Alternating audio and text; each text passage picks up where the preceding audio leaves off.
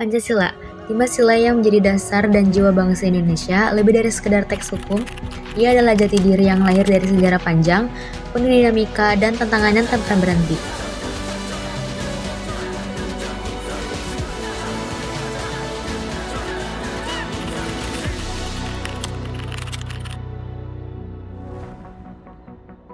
Sebelum resmi menjadi ideologi negara, nilai-nilai luhur Pancasila sudah mengakar dalam adat istiadat dan budaya leluhur kita.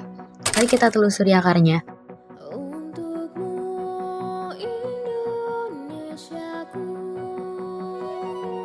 hasratku aku limpahkan.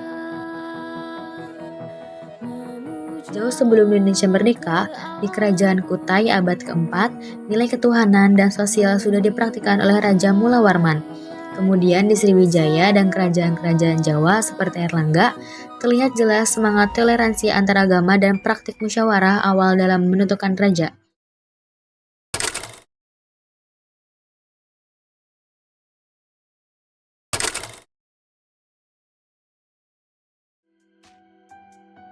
Puncaknya adalah Majapahit. Melalui Sumpah Palapa, Patih Gajah Mada, cita-cita persatuan dan kesatuan seluruh Nusantara Raya diikrarkan. Sejarah membuktikan, setelah era ini perlawanan sporadis terhadap penjajah selalu gagal, menegaskan bahwa kunci kemerdekaan hanyalah persatuan. Kesadaran persatuan ini memicu gerakan kebangkitan nasional. Pada 29 April 1945, BPUPKI dibentuk. Tokoh-tokoh bangsa dari Bung Yamin, Bung Supomo, hingga Yayat Soekarno mengajukan usulan dasar negara. Puncaknya pada 1 Juni 1945, lahir istilah Pancasila. Setelah Piagam Jakarta, demi menjaga keutuhan dan persatuan nasional, PPKI pada 18 Agustus 1945 merevisi sila pertama menjadi ketuhanan yang Maha Esa. Inilah hari penetapan resmi Pancasila sebagai dasar negara Republik Indonesia. Sayangnya, sejak awal kemerdekaan Pancasila langsung diuji.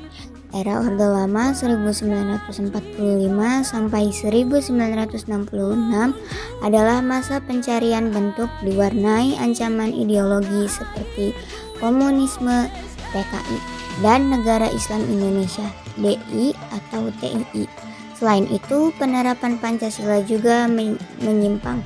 Di masa demokrasi liberal, nilai musyawarah mufakat diganti voting, sementara di masa demokrasi terpimpin kekuasaan terpusat pada pribadi, menghasilkan penyimpangan seperti pengangkatan presiden seumur hidup.